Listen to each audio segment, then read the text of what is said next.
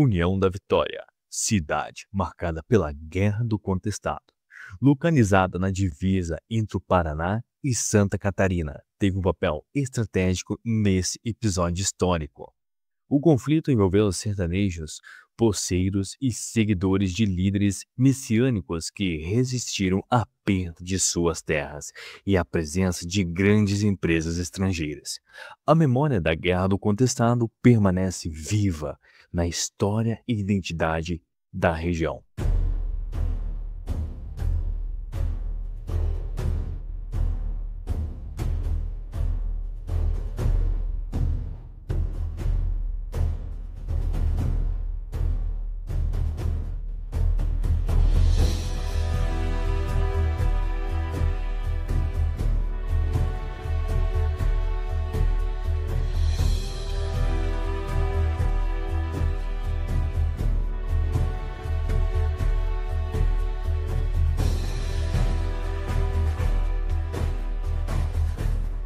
A Guerra do Contestado, hoje conhecida assim, ela tem origem em elementos muito complexos da formação dessa região e principalmente da questão dos limites entre o Paraná e Santa Catarina.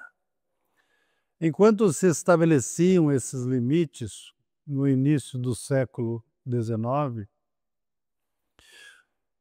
haviam aqui na região muitos sertanejos que habitavam essas regiões, davam suporte aos fazendeiros, viviam como agregados, e os fatores de progresso da região, especialmente a construção da ferrovia São Paulo-Rio Grande do Sul, fez de União da Vitória um importante entroncamento ferroviário.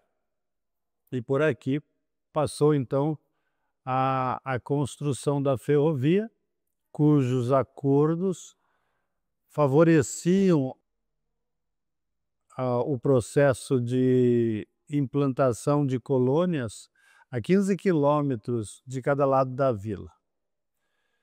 Isso era um acordo comum até para trazer o progresso da região.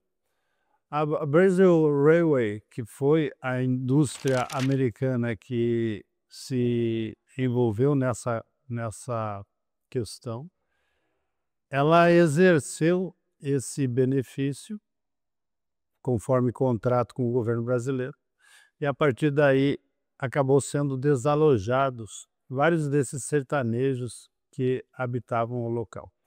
Paralelamente a isso, a falta de definição do pertencimento a determinado estado dos municípios que vinham nascendo, União da Vitória, Rio Negro, Canoinhas, Calmon, fazia com que o próprio estado não desse a devida atenção.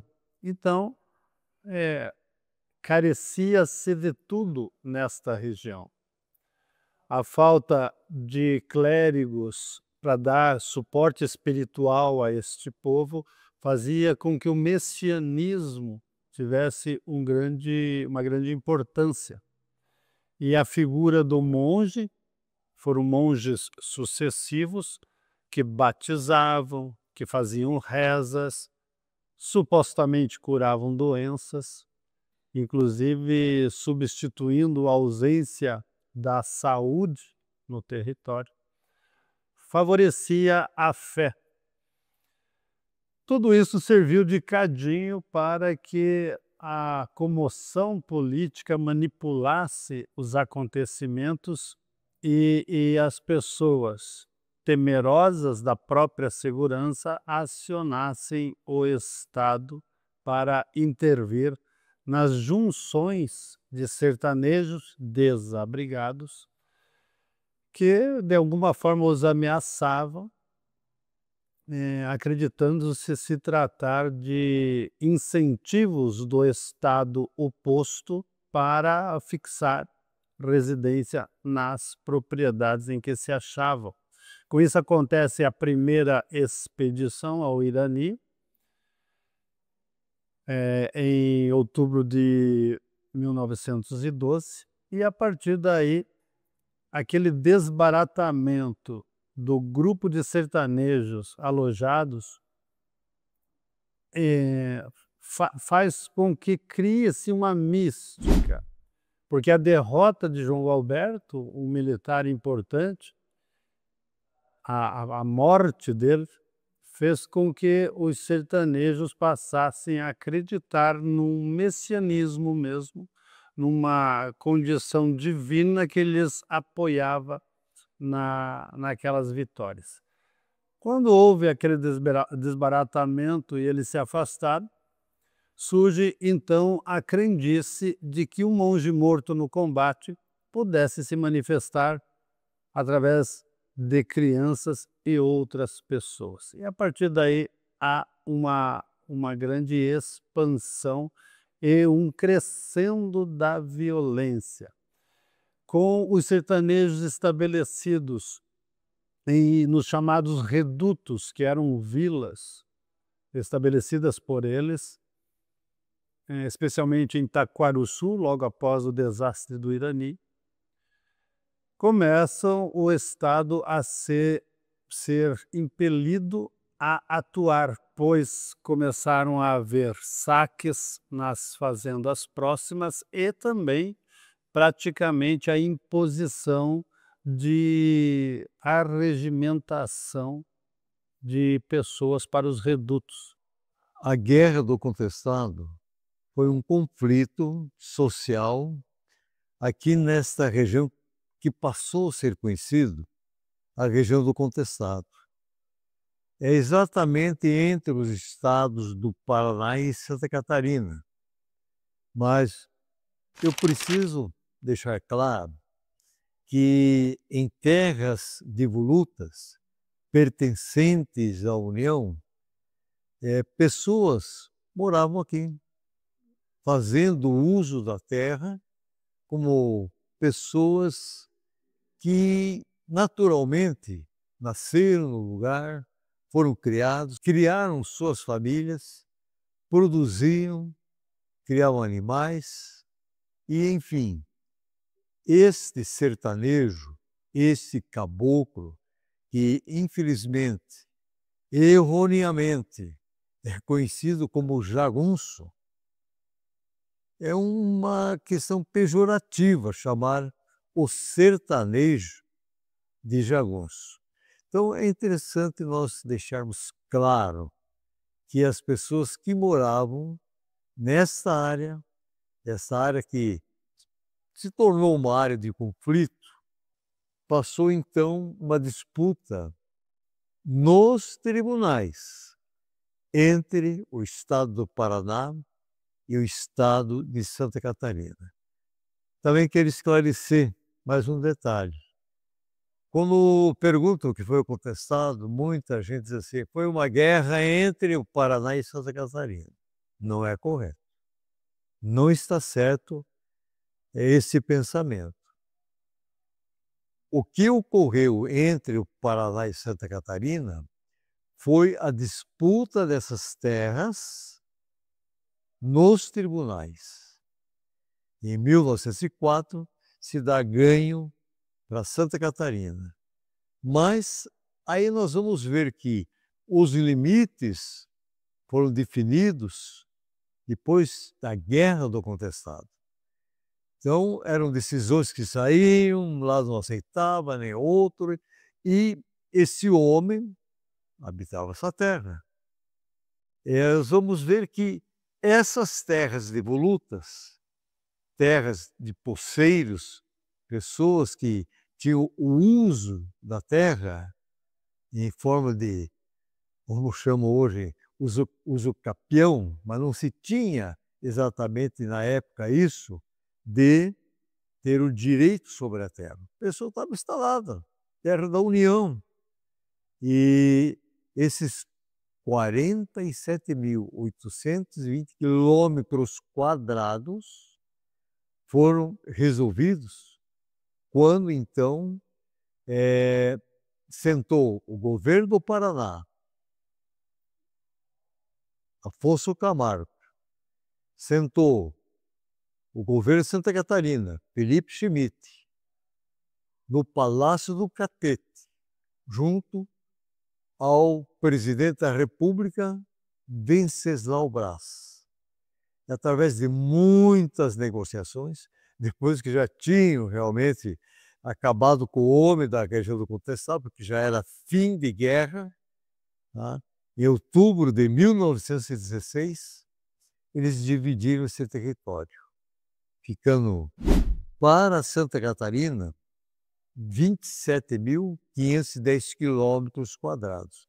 E para o estado do Paraná, ficou com 20.310 quilômetros quadrados.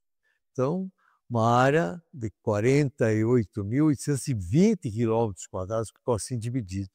Isso lá no Palácio do Catete, na capital do Brasil, que era o Rio de Janeiro. Tá? E a gente vai ver a assinatura desse acordo, mas foi entre os poderosos, os políticos, aquelas pessoas que detinham poder. Então, a Guerra do Contestado foi um conflito nos tribunais, e jamais um conflito entre paranaenses e catarinenses.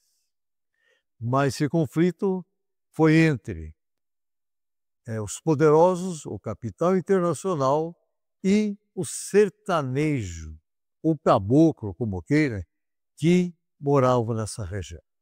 Tem como marco do início da Guerra do Contestado a batalha lá do Irani, onde a Polícia Militar do Paraná perdeu seu comandante, o coronel João Gualberto, e os revoltosos aí do sertão perderam seu líder, o José Maria.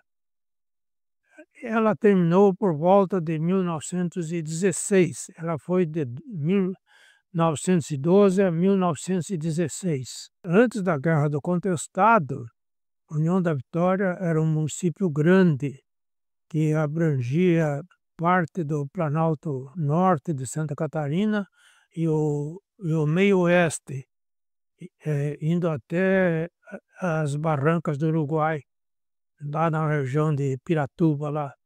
O Rio do Peixe era a divisa oeste e o Uruguai a divisa sul do município de União da Vitória. Porém, era um município com uma povoação muito pequena e pobre. Essa imensa região do sertão não tinha escola, a população era analfabeta na maioria, né? E a religião, a igreja também não estava presente, porque tinha só um padre, que era o vigário de União da Vitória, o Frei Rogério, né, que dava assistência. Então, era um domínio dos coronéis rurais. Eles requeriam enormes extensões de terra, formando um latifúndio, e isso dava a eles o poder político para a dominação da região.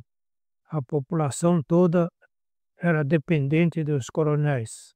A União da Vitória foi assim o comando, no posto de comando da guerra, porque a guerra ela tomou uma feição bastante de muito combate com a presença do exército, né? E o exército sediou o comando aqui em União da Vitória. Então o material bélico e as tropas se alojaram aqui e daqui elas penetraram no sertão guiado pelos vaquianos, né?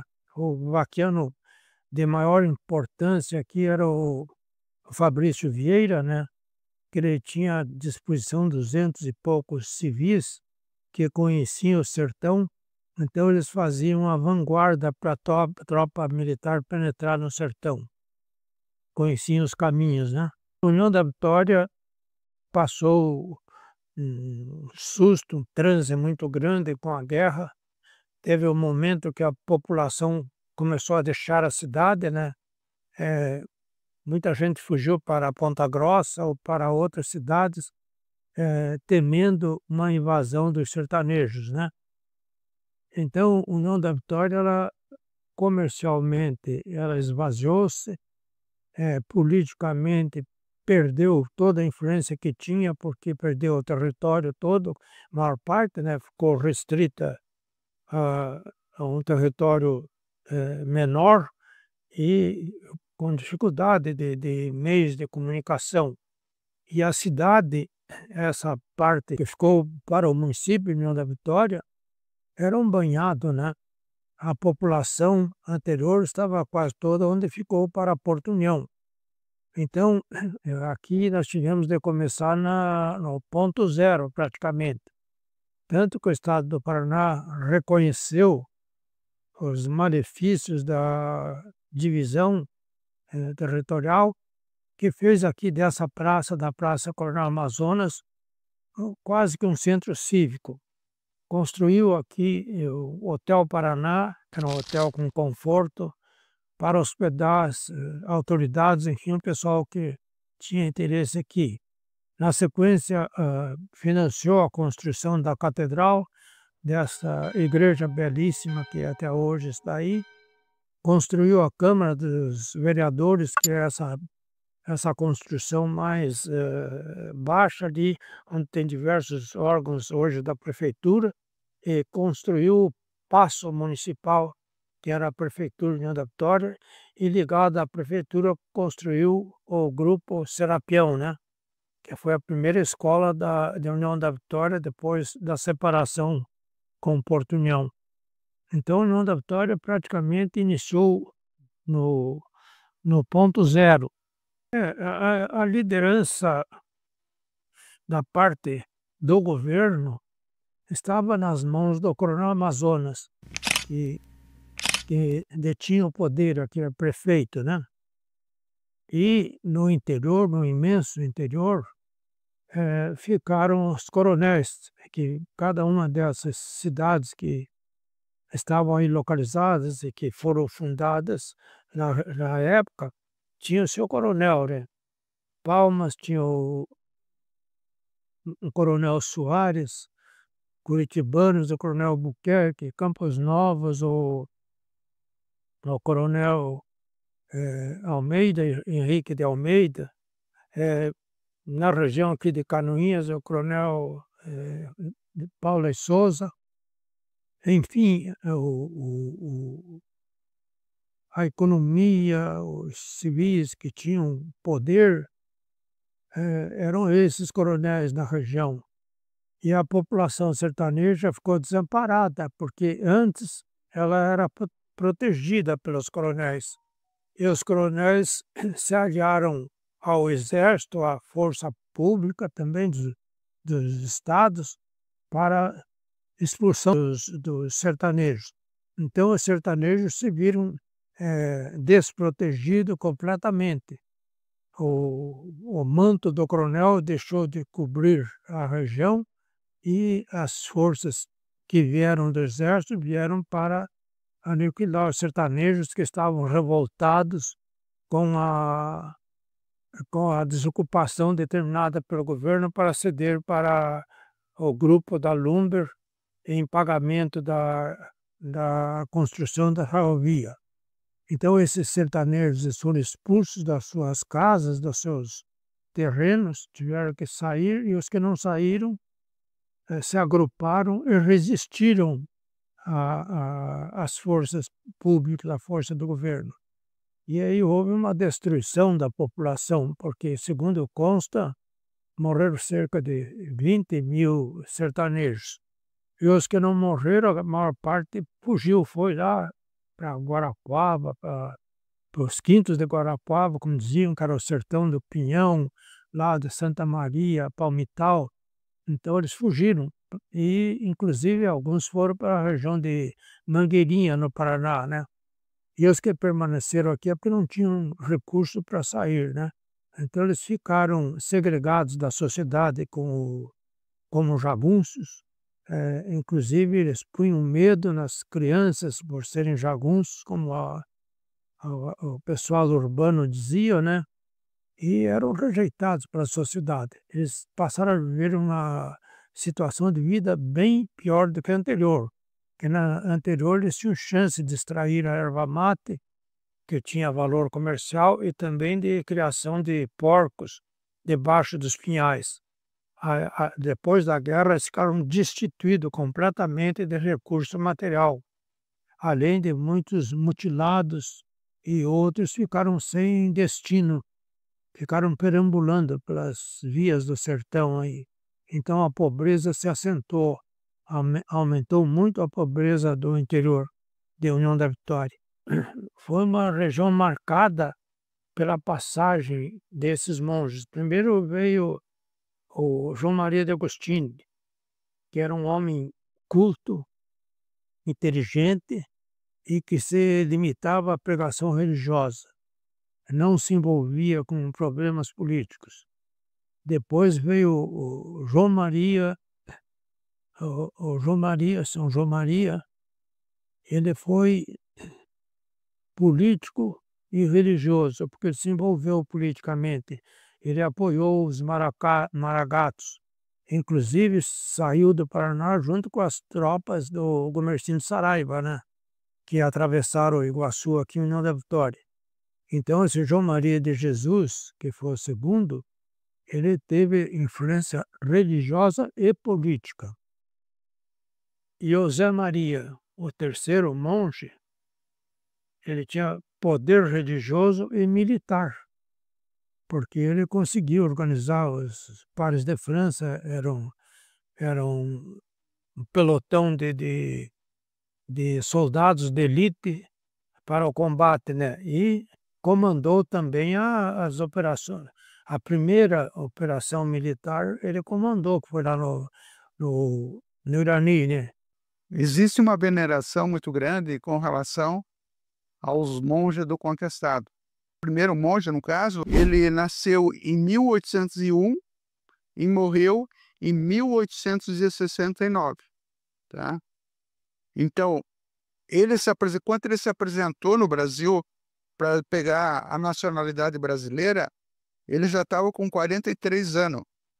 E daí, como é que surgiu essa situação do pessoal tratar essas pessoas, essas figuras, como monge? Porque esse primeiro, João Maria de Agostinho, ele, em Santa Maria, no Rio Grande, ele começou a ter uma veneração muito grande por o Santo Antão. E Santo Antão é o santo dos monges. Daí o pessoal começou a chamar ele de monge, aonde ele fazia muita pregação espírita, assim, contando das coisas divinas. E por isso ele teve uma perseguição muito grande, ele foi preso várias vezes. Inclusive, quando que ele estava no Rio Grande, esses camaradas eles andavam muito para lá e para cá, tentando sobreviver, vamos dizer assim, no Brasil,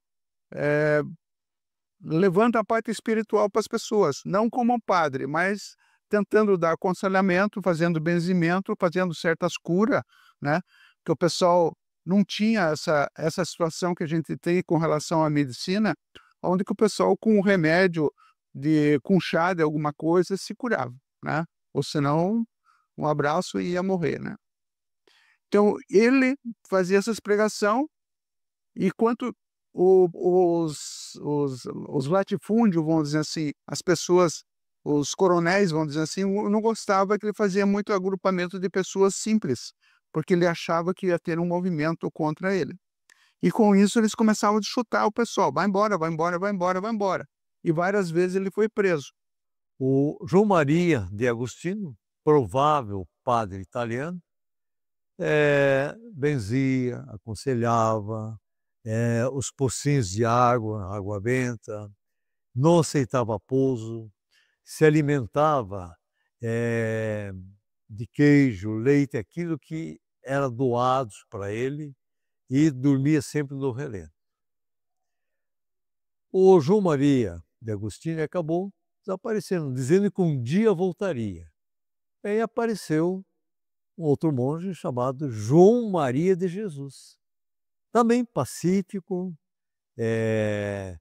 receitando a questão de homeopatia, das ervas naturais, aconselhando, rezando, tanto o primeiro como esse, abençoando os pocinhos de água, que até hoje existem, o pocinho de São João Maria, e esse realmente também acabou se afastando, e aí veio o terceiro monge. O segundo monge, João Maria de Jesus, esse era o que veio para o Brasil, ele entrou na Argentina e depois ele veio para o Brasil. Voltando um pouquinho, como é que esse chegou no Brasil? Porque ele pegou essa relação aqui de Santa Catarina e conseguiu chegar até Palmas, no caso, e começou a ter esse trajeto da onde que as tropas levavam o gado para Sorocaba. Por isso que ele andou e teve aqui na nossa região. Na região de Hernando Vitória, esse João Maria, ele ficou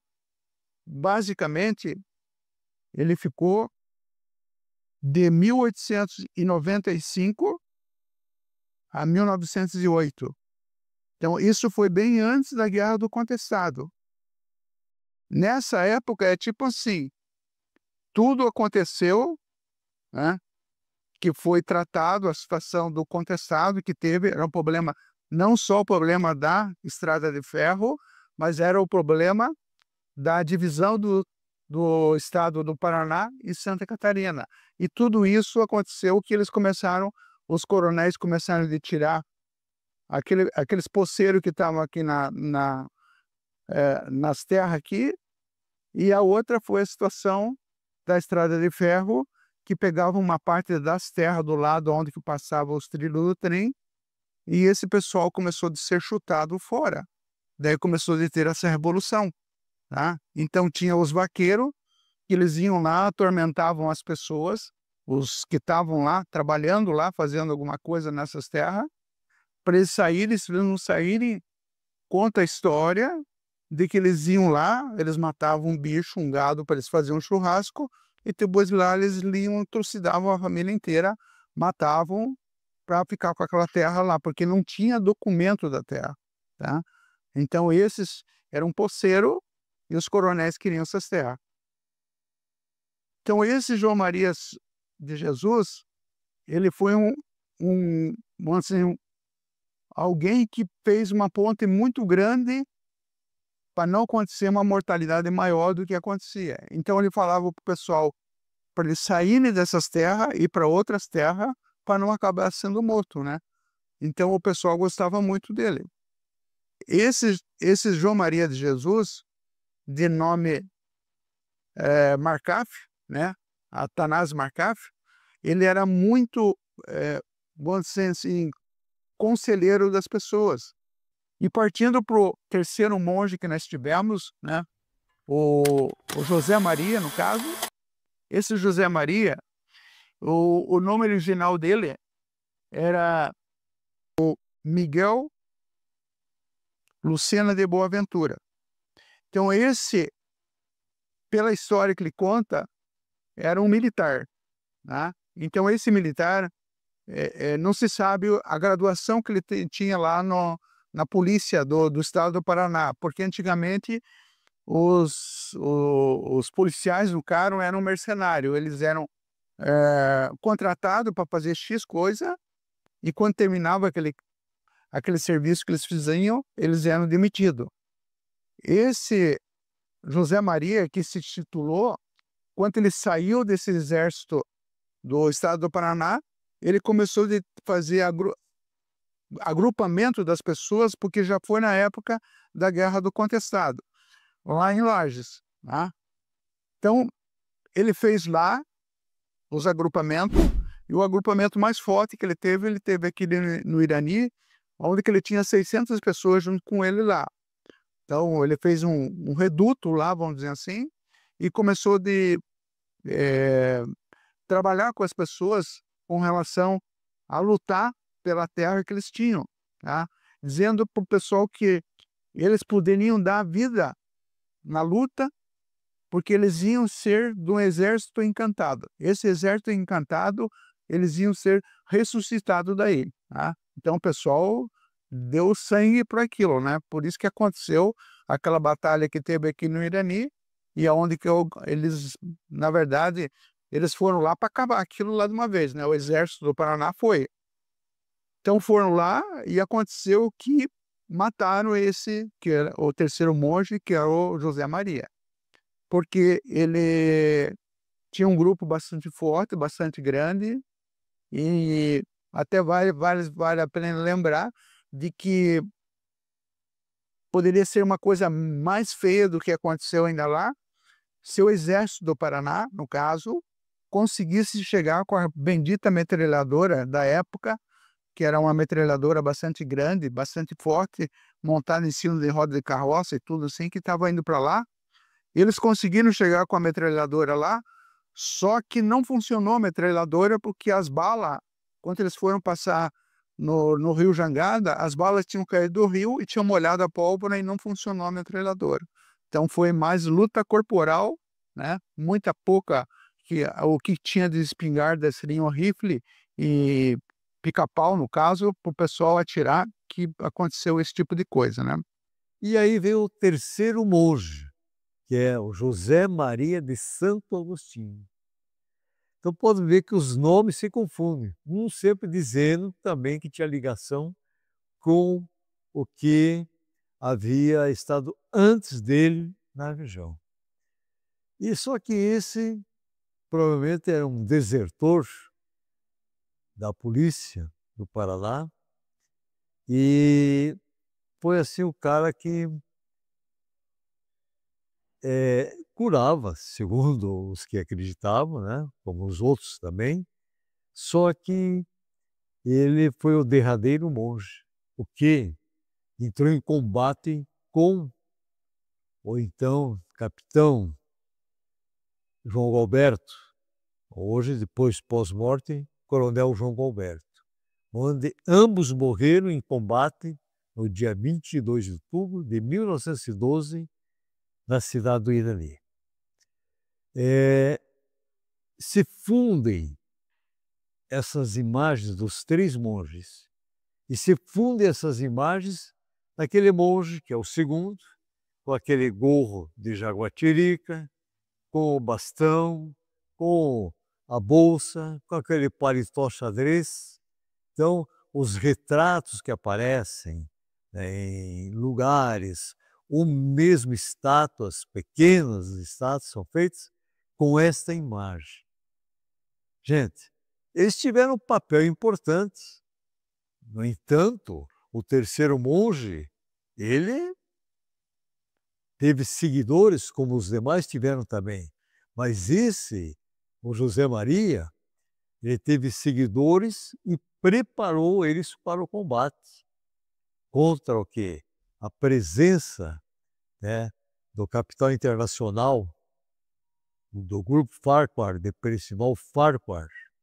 Então, isso chegou a notícia em Curitiba de que catarinenses tinham invadido terra do Paraná.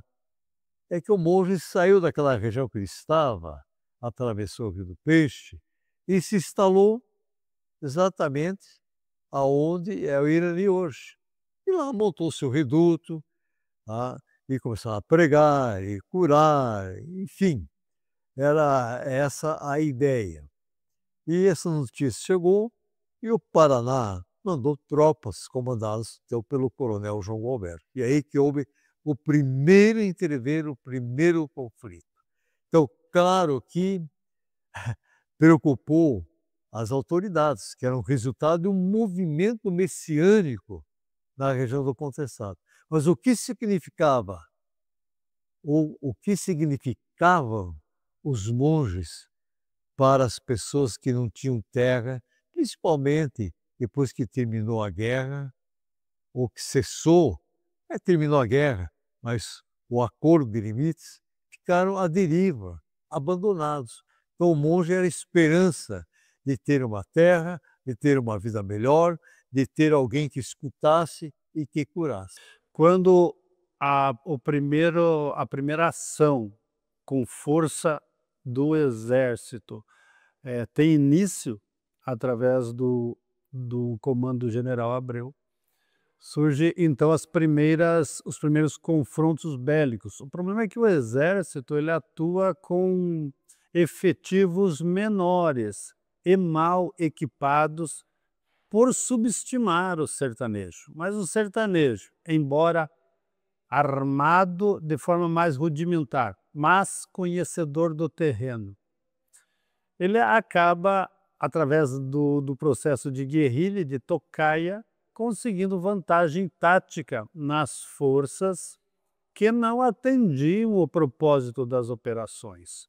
Então vai havendo sucessivas derrotas que no campo militar não são tidas como derrotas, mas como impedimento da continuidade das ações por falta de efetivos e equipamento. Mas isso é tido para o sertanejo como vitórias e potencializa a sua fé, o seu destemor e incentiva políticos interessados na questão dos limites a dar suporte a esses grupos de sertanejos. A coisa só vai se tornando cada vez mais robusta, um segundo investimento do Exército Brasileiro com as tropas do general Mesquita. Também ocorrem mais ou menos a sequência do que aconteceu com o general Abreu, efetivos mal equipados, inferiores aos efetivos dos sertanejos. Os combates se tornam muito violentos, o exército passa a empregar canhões, artilharia pesada, bombardeando os redutos. Não só matam o combatente, como também o não combatente, os idosos, as mulheres, as crianças. Isso potencializa os ódios. O sertanejo, se sentindo ferido, ele passa a recrudescer o ataque à região, ele passa a desenterrar os cadáveres dos soldados, espoliá-los, jogá-los aos porcos, fincá-los em estacas, tudo isso tornando uma potencialização dos ódios.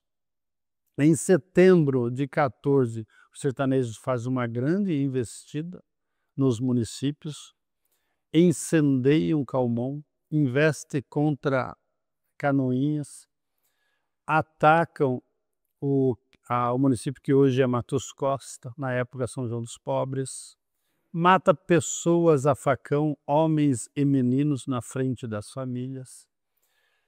Esse ataque foi tão importante que União da Vitória se esvaziou, houve um êxodo, as pessoas saíram daqui. Daí, então, neste mesmo setembro de 14, manda-se as tropas mais numerosas, agora sob o comando do general Setembrino de Carvalho.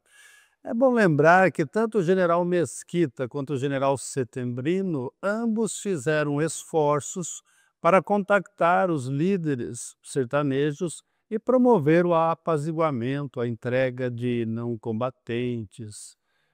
Foi dado possibilidades para que eles também se entregassem com certas vantagens.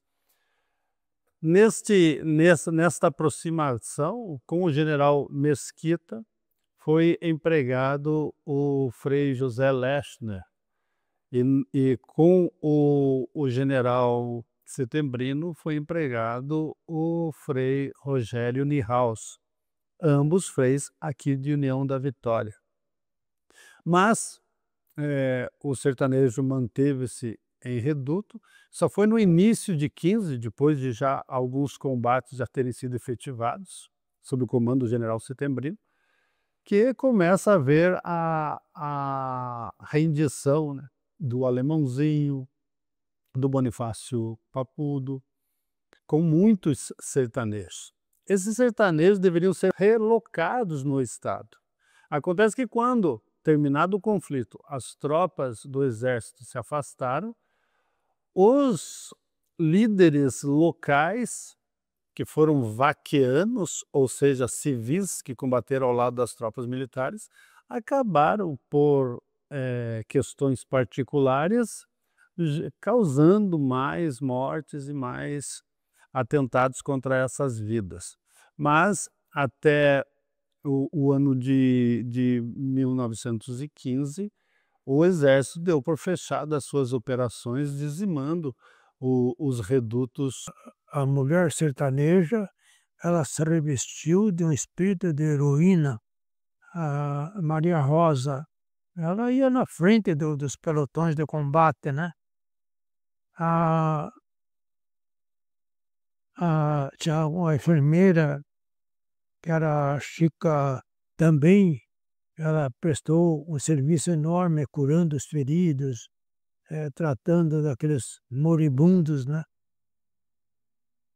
Enfim, precisa que a Teodora, que também, a Virgem Teodora, que também teve força para combater junto com os soldados, né? Então, foi muito grande da construção da Estrada de Ferro, porque ela que causou a revolta dos sertanejos, né? Que eles perderam suas terras, que o governo concedeu 16 quilômetros de cada margem da Estrada de Ferro, né? Cedeu para a Lumber, para a extração dos pinheiros aí, e o sertanejo, então, ele ficou muito mais pobre e desamparado, né? Na primeira fase da história da ferrovia, ela trouxe desassossego para os moradores do interior aqui. A União da Vitória, como centro urbano, se beneficiou, porque criou um meio de transporte eficiente para transportar madeira serrada aqui e também erva mate, né? Então, a União da Vitória entrou num ciclo econômico, a parte urbana, né? Entrou num ciclo econômico virtuoso. Melhorou bastante. Durante a guerra foi extremamente negativo, né? Que desarticulou toda a economia. Aqueles que trabalhavam com erva mate, com madeira, deixaram de produzir, né? E criou o sentimento de medo, de desespero para a população. Então, o impacto durante a guerra foi muito negativo. Eu nasci na mesma casa que o meu pai. E ele sempre se considerou paranaense e eu era catarinense. Durante o tempo de infância e até de adolescente, não sentíamos diferença. Então, quando ele falava muito em ser contra essa divisão de cidades, eu não entendia. Porque nas escolas, naquele tempo, no meu tempo, nunca se abordou a questão do contestado. Em igrejas não se abordava o contestado. Politicamente, não se falava do contestado, porque ficou uma chaga muito grande em relação a essa divisão das duas cidades. Nós tínhamos uma cidade forte, já com um comércio, até com luz elétrica, enquanto no Rio de Janeiro estava sendo inaugurada a luz elétrica, aqui já estava se começando. E tudo isto pertencia à União da Vitória. Infelizmente, com a questão contestado, nós passamos a depender muito de União da Vitória. Frequentávamos as sociedades, frequentávamos escolas, frequentávamos comércio, que era assim muito mais forte em União da Vitória. Então, nós não tínhamos alguém para falar do contestado. Pelo menos enquanto eu estudei, na época da mocidade, na época de criança, nunca se falou no contestado. Depois de alguns anos, eu me formei no Paraná e tivemos que ir embora já por uma questão de contestado. Nós fomos embora para Curitiba. Por quê? O meu marido era da Caixa Econômica Federal, mas naquele tempo era a Caixa Econômica de Santa Catarina. E ele não podia pedir a transferência para o Paraná, porque era do estado catarinense. Então eu vi ali a primeira esbarrada que deu no contestado. Em relação ao contestado, eu só posso dizer que nós temos histórias dentro da própria família. O meu avô, por exemplo, na construção da variante de São João dos Pobres, hoje é Matos Costa, eles estavam trabalhando na construção da estrada quando foram atacados por um grupo de índios. Ele, mais um outro de Ponta Grossa, tomaram de assalto os índios, e ele foi um que tomou uma flechada na frente, no tórax, e arrancou. E na parte de trás ele tomou uma lança, e a lança não pôde ser retirada inteira. Só tiraram aquele canícula que era da lança, e a ponta ficou. Quando minha avó faleceu, 33 anos depois, que ele quis trasladar os ossos do avô para da sepultura da minha avó, eu fui assistir. Eu era menina, mas fui assistir aquilo. E acontece que ele não sabia que era o pai dele, até encontrarem a lança que ficou dentro do tórax. Então, a ponta da lança era de pedra, e ali foi uma questão da construção da ferrovia, que foi uma coisa depois usada como limite dos dois estados, para a emancipação política de Porto União. Minha sogra e meu sogro, eles moravam na Lamber, em Santa Catarina. O meu sogro até foi funcionário da Lamber. A Lamber era uma companhia americana que se estendeu ali ao longo de 3 barras por ali, e os americanos tinham tudo ali, fizeram uma cidade, né? E o meu sogro, ele trabalhou na Lamber, inclusive nos arredores, para fazer assim comércio que dava direito aos funcionários de comprarem mantimento. Eles fundavam assim um pequeno lugarejo, e o meu sogro tinha uma casa de comércio. Então eles estavam dentro da casa de comércio quando, uma ocasião, vieram os sem terra, que eles chamavam de jagunço, né? Vieram e assaltaram a casa de comércio deles. Isto foi na época do contestado. Dentro do centenário teve muitas palestras que abordavam levemente a parte do contestado, né?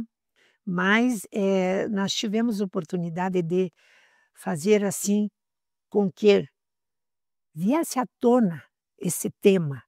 E nós tínhamos ali pessoas que, dentro da educação, já se propuseram a escrever sobre o contestado, pesquisar sobre o contestado. Então, essa parte do contestado veio à tona também na época do centenário da União da Vitória, para mim, né?